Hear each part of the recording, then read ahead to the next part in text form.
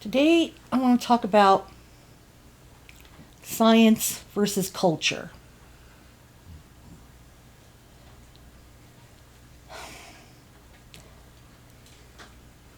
I was 58 years old before I came to terms with the fact that I was born female. For the first 58 years of my life, I was convinced that I was born in the wrong body. Ever since I could remember being little, hating all things girl. I wanted to be a boy so bad. Wore boys' clothes, played boys' games. When I went to learn music, I picked the trumpet because trumpet is a boy's instrument. I did not feel like a girl at all. Then I got to be 12, 13 years old, and I realized that, I like boys. I wanted to have a boyfriend because I like boys that were cute. Back in those days, I had absolutely no idea what homosexuality was. Never occurred to me. But even then, I was still not happy that I was a girl. I didn't want to be a girl. I didn't like anything about it. I had no female instincts, never wanted to play with dolls or play house, or I was not a nurturer. I wanted to run around and play in the dirt and climb trees and play sports. Even all of the things that I wanted to do, careers. First I wanted to be a fireman, maybe a paramedic like Gage and DeSoto. I wanted to be a lawyer or a doctor.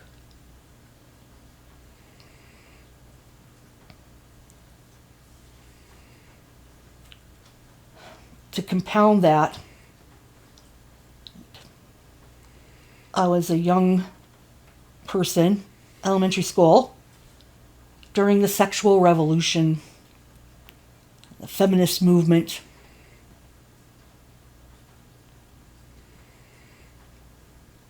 I remember seeing on the news the women marching because they wanted equal rights as men.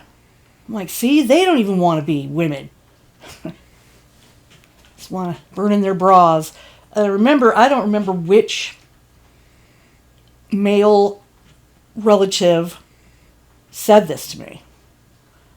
But we're watching the news, and I couldn't have been 7 or 8 years old, and the women were burning their bras in the big barrels. And this male relative, adult, said, "You're not going to do that, are you?" I said, Nope. Because I was thinking,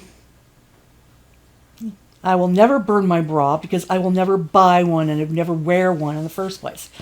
I won't have any bras to burn. I remember watching TV shows growing up too, and old movies. And if you watch one and they're running in the forest in the night and it's dark and they're running away from something, the women will fall. The woman will fall. Oh no, and I need a man to pick me up.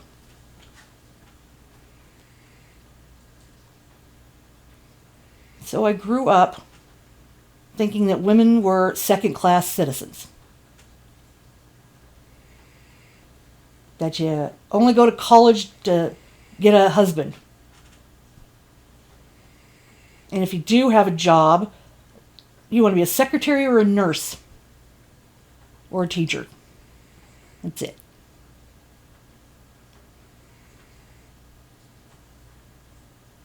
I remember going into high school and start wearing girls' clothes and pinched in all the wrong places and snug and this and no pockets. That's still to this day is no pockets. Why are there no pockets in women's clothes?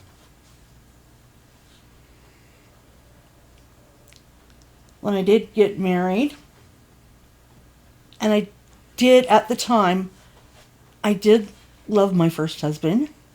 I was attracted to my first husband. He gave me my first kiss.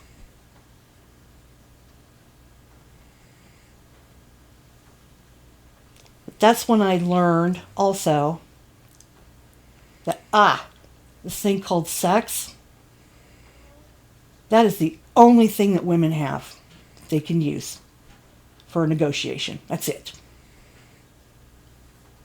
Sex. I learned about that. I understood it. I used it, and it made me angry. This is all I have to bargain with. Nothing else.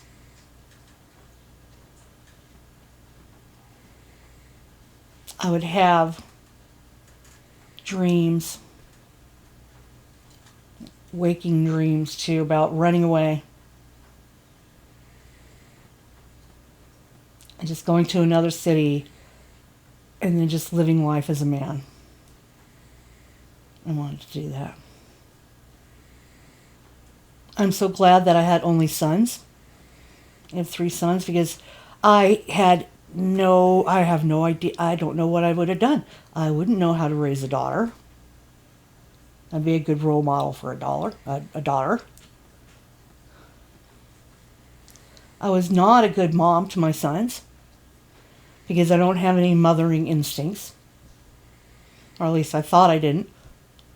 Because there at that time too, June Cleaver,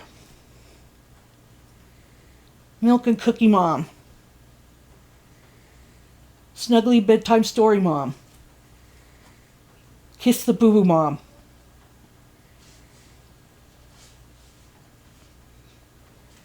I wasn't that person.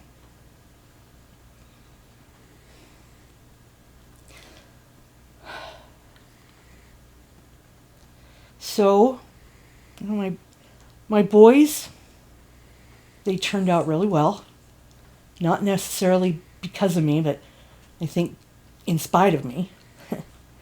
What they did, they turned out to be fine young men.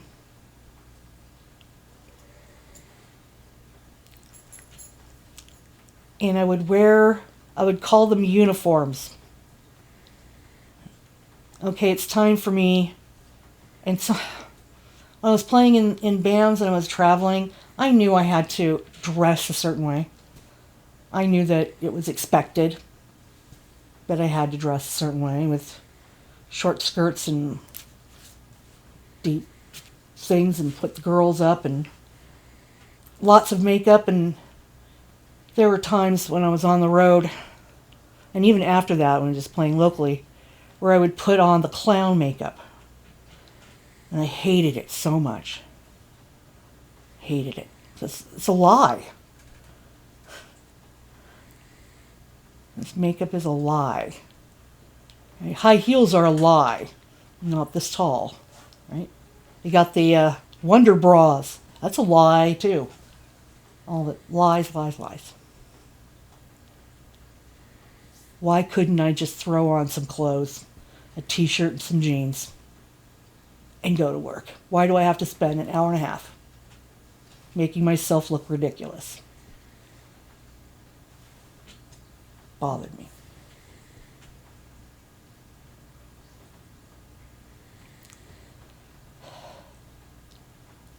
So it wasn't until I was 58 when it all finally started to come together.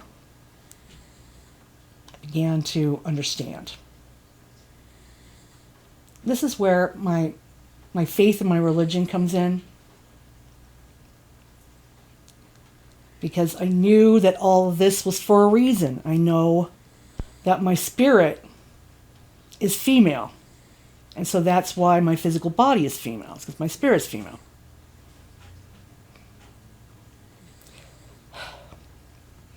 So there's a reason for it. And this is where I'm going with the culture.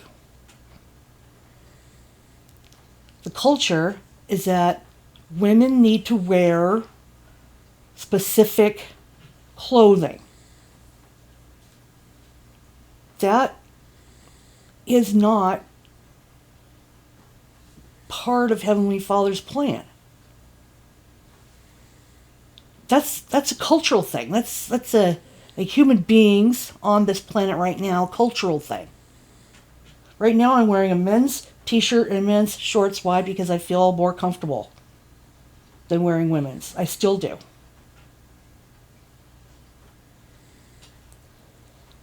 I went to speak with my bishop at the time, Bishop Puckett. Good man.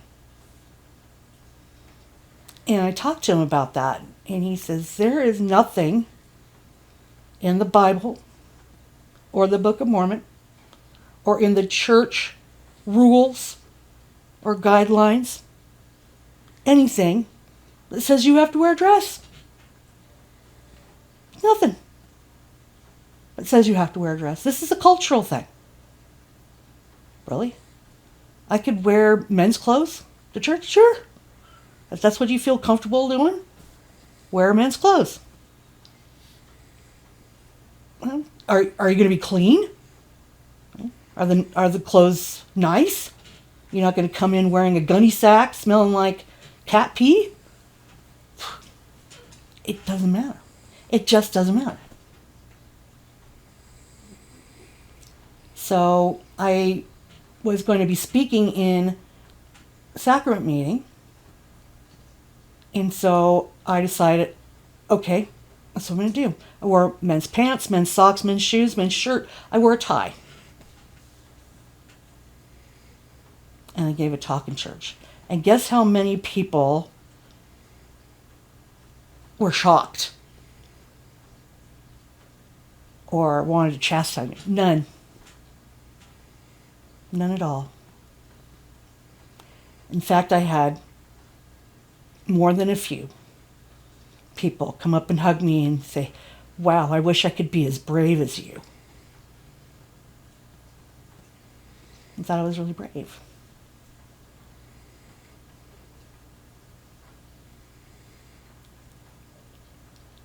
So that's when I finally had my epiphany with clothing, how you dress, doesn't matter. I have my Think Celestial tattoo here. In the celestial scheme of things, it doesn't matter. Doesn't matter if men wear women's clothes. Doesn't matter if women wear men's clothes. They're only men's clothes and women's clothes because someone decided it.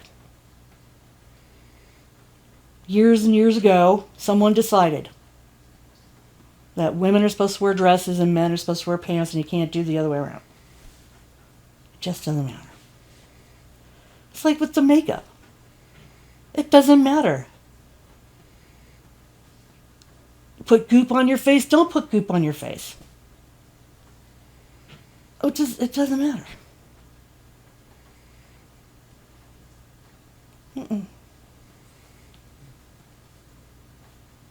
Then I got to thinking about, okay, gender reassignment surgeries.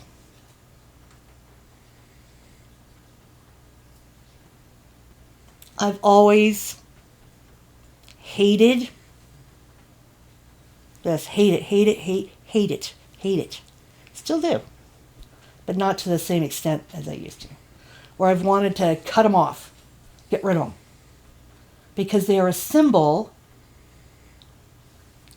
of femininity.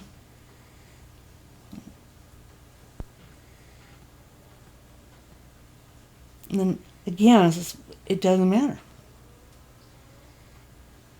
This is actually a couple of weeks ago. Come home from church, and I'm taking off my bra, and I think to myself, actually I think I said it out loud. I said, oh, am I going to have to wear bras after the resurrection? And I can remember in my head, you don't have to wear one now. Oh yeah, huh? Because it doesn't matter.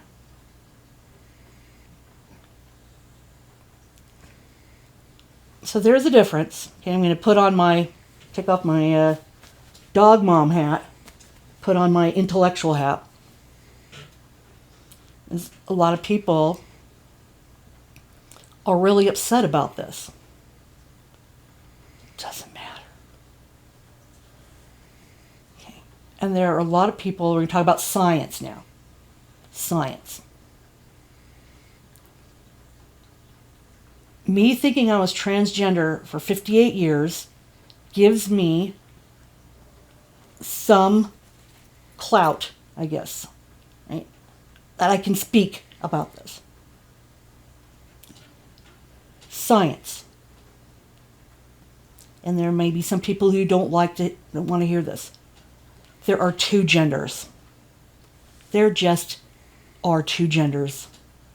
1.7% of the population are intersexed, meaning that they have DNA or visible or not visible signs that they are intersexed. 1.7%. Everybody else is either male or female, with male genitalia and female genitalia. That is just the way it is. And there really should not be any discussion about, oh, there are thousands of genders. No. There are two, except for 1.7%. There are thousands of gender identities. Now that is more philosophical. Gender identities. So there are two biological genders. Period. End of discussion. Multiple gender identities. Okay. All right. But again, in the larger scheme of things, in the infinite universe, it doesn't matter. So I'm going to bring this into my faith. In my faith, yes, there are the two genders, and then that there are two things that Heavenly Father has granted us. Our ability to choose for ourselves, right? And then I'll do another video about choices and consequences.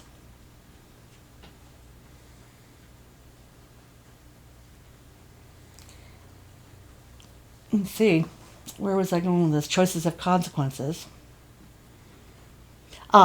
Yes, the two genders and male and female, and that eternal families forever and ever.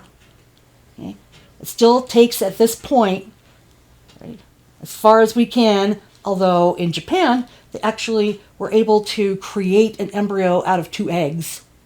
They were able to do that. But at this point, it still needs a male of the species and a female of the species to create life. So, eventually, I hope to be one of those that will be able to create a spirit family where me and my eternal mate will be able to procreate and make spirit children. Individual intelligences. Okay.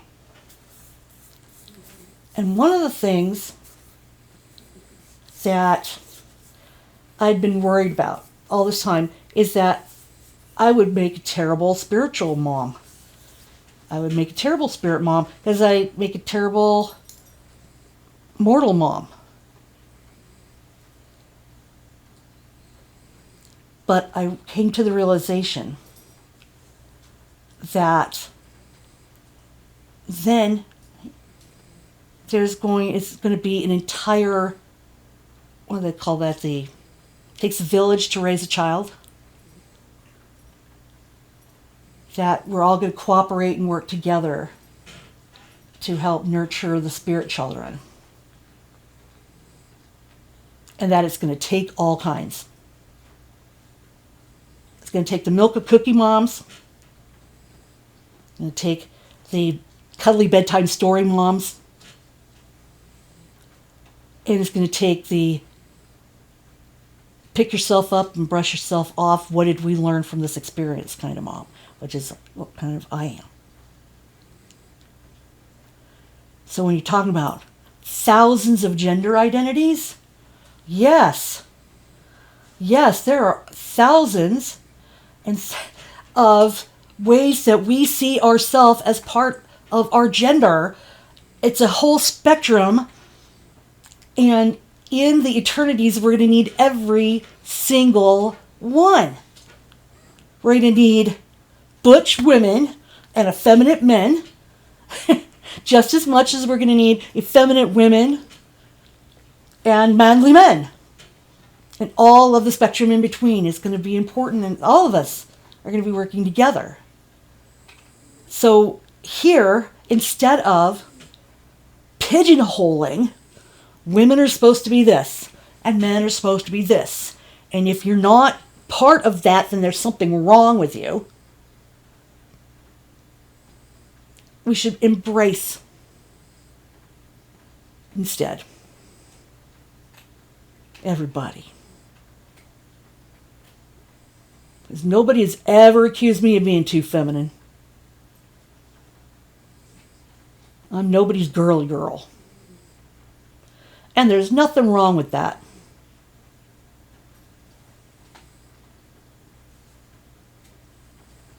One more little story. This is a few years ago. And I do worry sometimes about being worthy of an eternal mate who has the same goals, eternal goals that I do.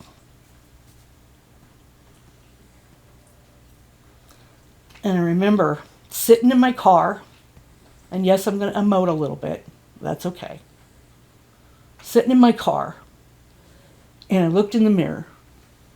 I pulled this down, looked in the mirror. I said, look at you. You're ridiculous. Look at you. Who is going to want me? And I felt it come from every angle. Me!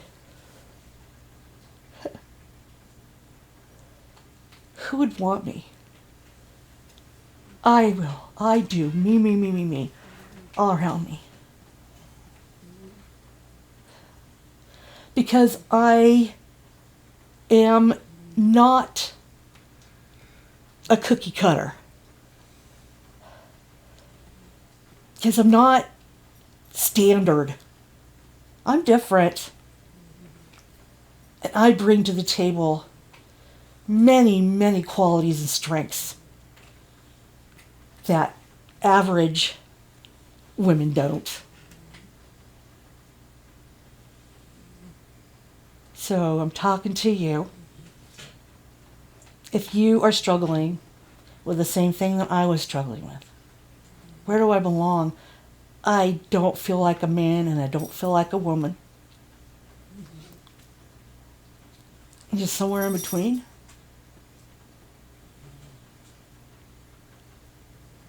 Okay.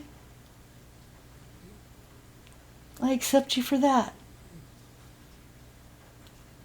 Oh, and for those of you who think it's mutilation to have boobs removed because you don't want any, you're probably the same kind of people who go, ooh, when you see somebody get great big old breast implants. What's the difference? There isn't any. Love you lots for exactly who you are. The rest of it doesn't matter.